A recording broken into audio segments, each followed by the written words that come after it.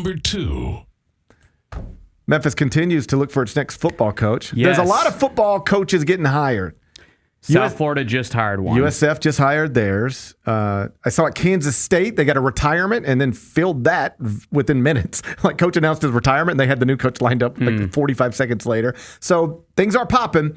But Memphis, as of this moment being 11:06 a.m. Central, Memphis still does not have a football coach. But Bruce Feldman over at The Athletic, he put out a candidates list. Okay. What you got, Bruce? Okay, let's see. I do think this is interesting to look at just because Bruce Feldman's plugged in.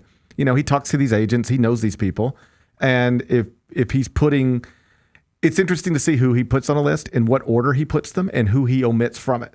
So let's just start with who he omits from it. Mm-hmm. There is no Hugh Freeze, and there is no Dan Mullen. Okay. On this list. It doesn't mean that the next head coach at Memphis couldn't be Hugh Freeze or Dan Mullen, the former Ole Miss coach and the former Mississippi State coach. Dan, of course, now at UNLV. Hugh just relieved of his duties at Auburn. But I did notice that Bruce Feldman didn't even put them on the list of candidates. As somebody who's made these types of lists before, something that's always said in Slack probably is like, you see the list and you do the list and then you submit the list to somebody and you have your colleagues look over it. Hey, what do you think? Yep. And somebody says, hey, are you sure? Like, what about Hugh Freeze? What about Dan Mullen? And then if you're Bruce Feldman, at that point you say, hey, yeah, I hear where you're coming from, but just they're not getting that job. That's not happening. So I'm not putting them on the list. Like, that is the way these lists get made.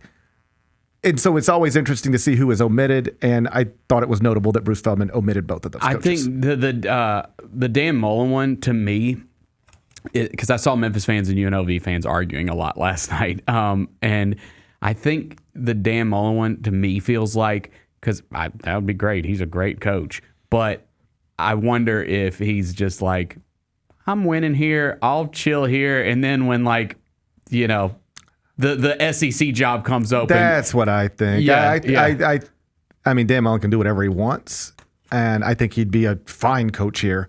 But it doesn't seem like you need to go. If your goal is to get the big boy job again, the power conference job again, then I'll just keep winning at UNLV. You can get that from UNLV. I don't think I don't think you got to go to Memphis and then be good at Memphis to then pop back into the SEC or the Big Ten. Right. I mean, Dan Wolken yesterday suggested him for Penn State because that's a disaster. They don't know what they're doing. And Dan Wolken was like, I would just hire Dan Mullen. Like, he is a competent coach who. Oh, I think he's a good coach. Yeah. Yes. Like, I think it just.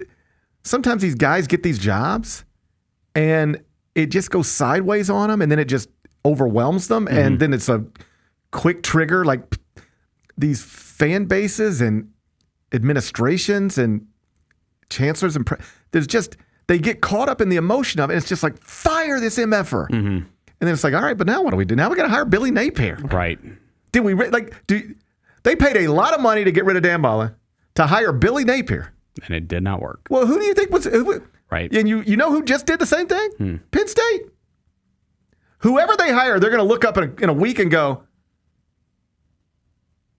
we paid how much money to get rid of James Franklin to replace him with who did we just hire again? Yeah. Why do you think Mike Norvell's still at FSU? Yeah, and he might not make it through next season, but he's going to turn it around though. I still believe that dude is a great football coach. I think sometimes you might just have to divorce from a bad situation, but he'll get the next place, he'll be good. And I bet James Franklin's going to be good at Virginia. These guys are good football coaches. Right. I mean, Brian Kelly is probably going to be good somewhere again, Yes. So, these guys are good football coaches. No, you've said this about the SEC and how it is now. It's all... Good coaches are just going to keep getting fired in that league. Yeah, because someone's got to finish last place in that league. Right. Yeah. Right. I mean, good guys who did enough at some point in their career to get incredible contracts don't become stupid overnight. It's just that you lose somebody you didn't expect to lose. Injury over here. Now Vanderbilt's good in beating people. That used to be a win on our. You've got a locker room problem that materializes, and then it just gets. I don't think Mike Norvell is any dumber than he was when he was literally the national coach of the year at Florida State. That's the thing. Like, people look at Mike Norvell and they're like, man, I can't believe it didn't work. Like, it was working. And then his quarterback got hurt, and it's been hell ever since. Right. But yeah, I back to Dan Mullen. I think he's a good football coach. Yeah. It just went sideways on him at Florida. He's already doing good things at UNLV. I certainly wouldn't mind Dan Mullen being the next head coach at the University of Memphis, but I would assume somebody tells him you don't have to move again to get the next big job. Do this one more year at UNLV, and that the next big job will be there. And you know, it might be there in 3 days. Right. You know, we'll see. So those were off his list. Bruce Feldman didn't even mention Dan Mullen. He did not mention Hugh Freeze. He did mention Tyson Helton. Okay. Formerly on staff at Memphis, 48 years old, at Western Kentucky. He did mention Charles Huff. That's who Chris said he's hearing a lot of people talking about as it pertains to the Memphis search. 42 years old. I mean, again, I don't want to contradict myself. I don't know this guy, all right? But I can read his Wikipedia page, and there's a lot of stuff on that it checks a lot of boxes. He's worked for incredible coaches. He worked at Alabama, Penn State. So he's been at big-time football universities. He knows what it looks like. He knows how these things are run. And then he won a conference championship at Marshall as the head coach. And that allowed him to get the Southern Miss job. And at Southern Miss, over the past 2 years, they had won a total of 4 games. And he won 7 in his first year at Southern Miss.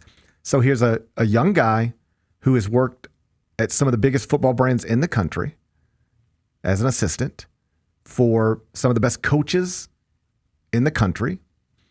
And then when he got his own head coaching opportunity, he, by year 4, while enduring a conference change, won a conference championship, and then bounced to Southern Miss and flipped things in Hattiesburg in year 1.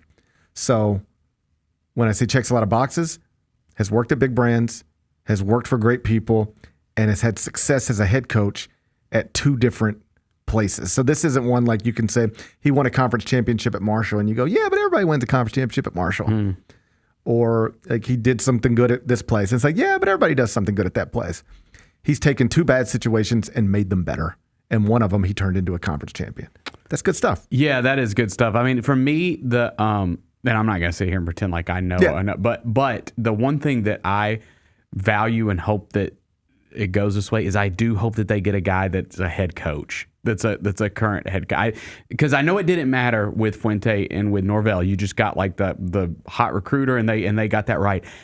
I just think the stakes are so high right now. It would just make me feel more comfortable if it's a guy that has head coaching experience. Where you're not asking somebody who's never done something to do something they've never done. Right. Like you would be asking Charles Huff, hey, you know how you won games at Marshall?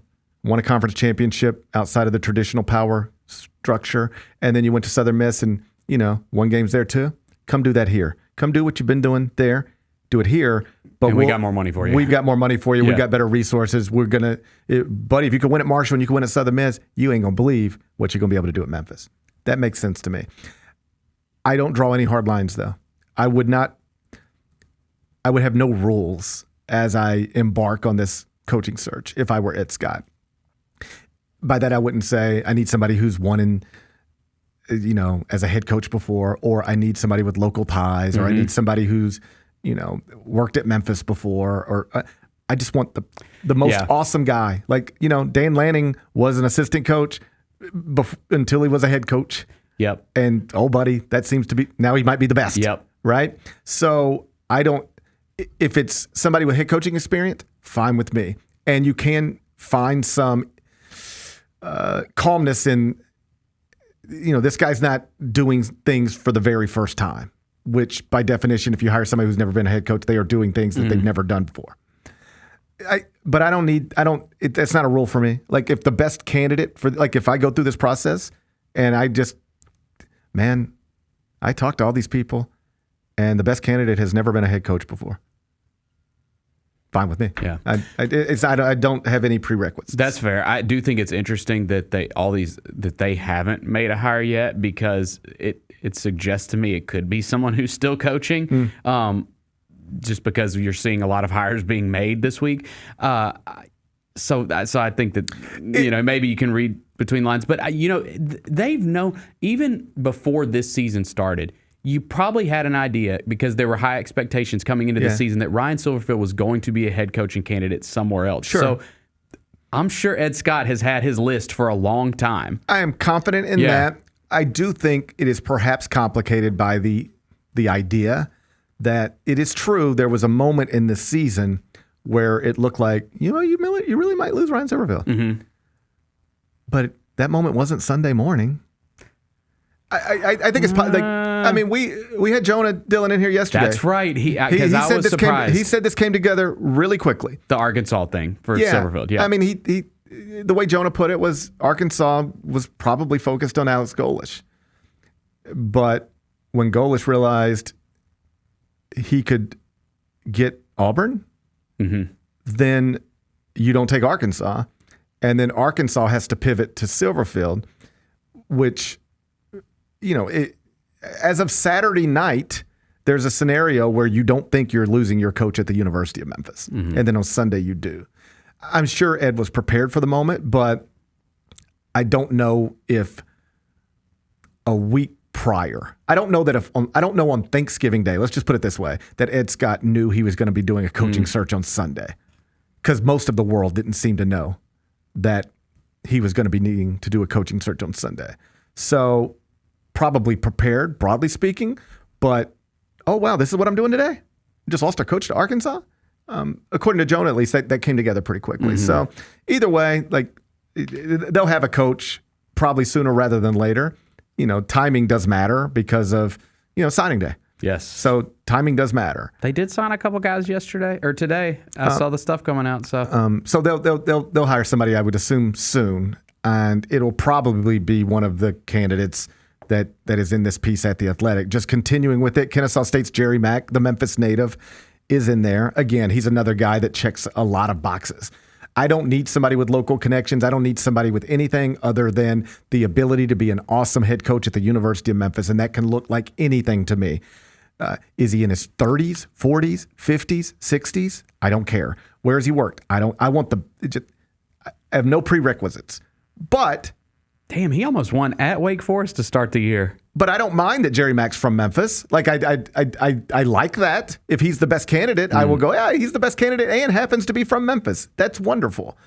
So I like that aspect of it, but it's not a determining factor for me. But he's got the Wikipedia page that looks good, and 45 years old, has worked on the campus before, so very familiar with it. He's an obvious candidate and one whose name has gotten a lot of attention. The Memphis offensive coordinator, Tim Cramsey, if you were going to do that, you would already do that. Yes, I think so. And he's not even the interim coach. So yeah. So that might just be you throw somebody in there as a favor type of thing. Yeah. But if you're going to do that, given the given where they are right now, that wouldn't make any sense. No. Right. So, and then there's Dennis Simmons, a Memphis native, on staff with Lincoln Riley at USC. Anthony Jones, another Memphis product whose name is listed here. But Charles Huff, Jerry Mack, those are the two names that seem to be getting a lot of attention. Hey, we'll keep. I could get excited about either of them. Hey, yep. Hey, I could just get it right. I don't just care. Get it right. I don't care who right. it is. That's right. I don't care who it is, but you need to get it right, because just to expand on this point, obviously it's important anytime you're hiring a football coach at a school where football is supposed to be a revenue producer. It's an important hire. Yes.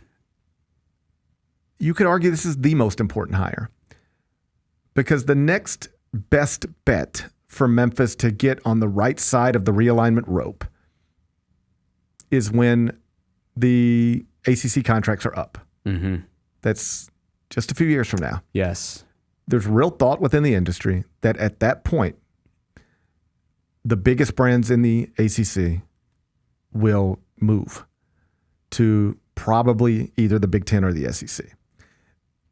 talk to 5 different people, you get 5 different combinations of how it would work. But imagine something like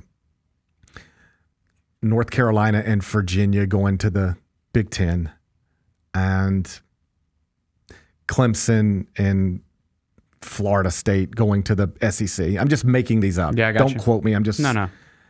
But something like that. And then there's some spots open in the ACC, and the ACC feels like it's got to add somebody.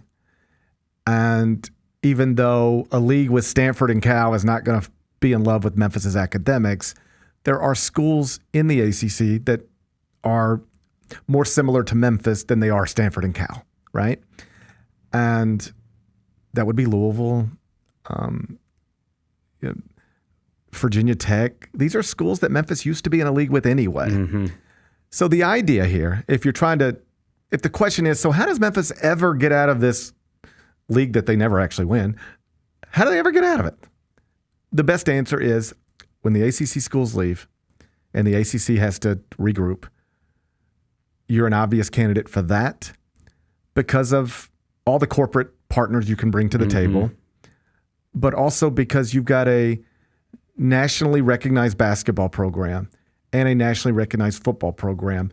In this moment right now, people see Memphis as the best group of 5 or group of 6 option out there. In other words, what is the best athletic department? If you just had to add one, what's the best athletic department to add outside of schools from the SEC, Big Ten, ACC, Big 12, and Big East? And most people say that is Memphis. So if these ACC schools were breaking away today, you'd be in a pretty good spot because today people consider Memphis the best option. And that's not just people from Memphis. That's Dan Wolken, that's Ross Dellinger, that's Pete Thamel. Most of them, broadly speaking, view Memphis as the best of the best. Will it still be true in 3 years, 4 years?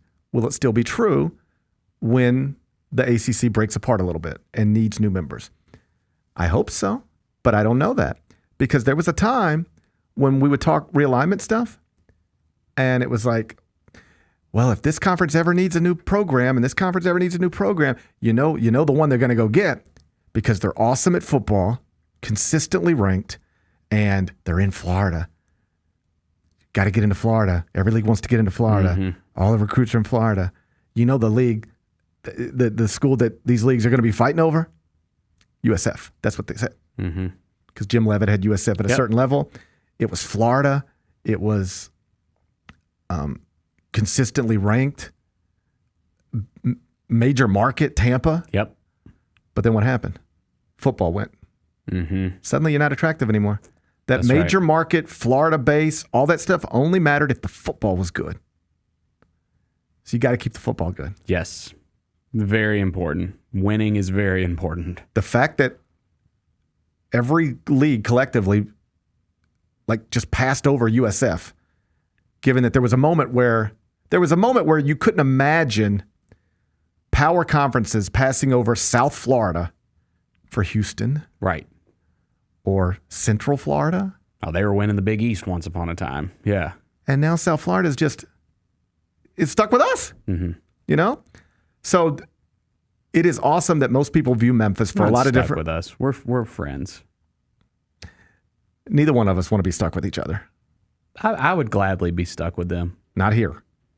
No, I mean I want to stay together somewhere else. I'd be fine. Yes. I don't care. You want to leave them behind? I don't need to leave them behind, but I want to go hand in hand. That does not matter to me at all.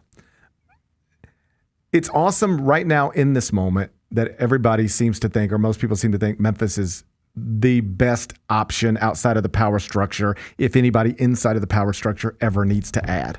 That's a great place to be. But think of it as a football game. We're in the first quarter of that.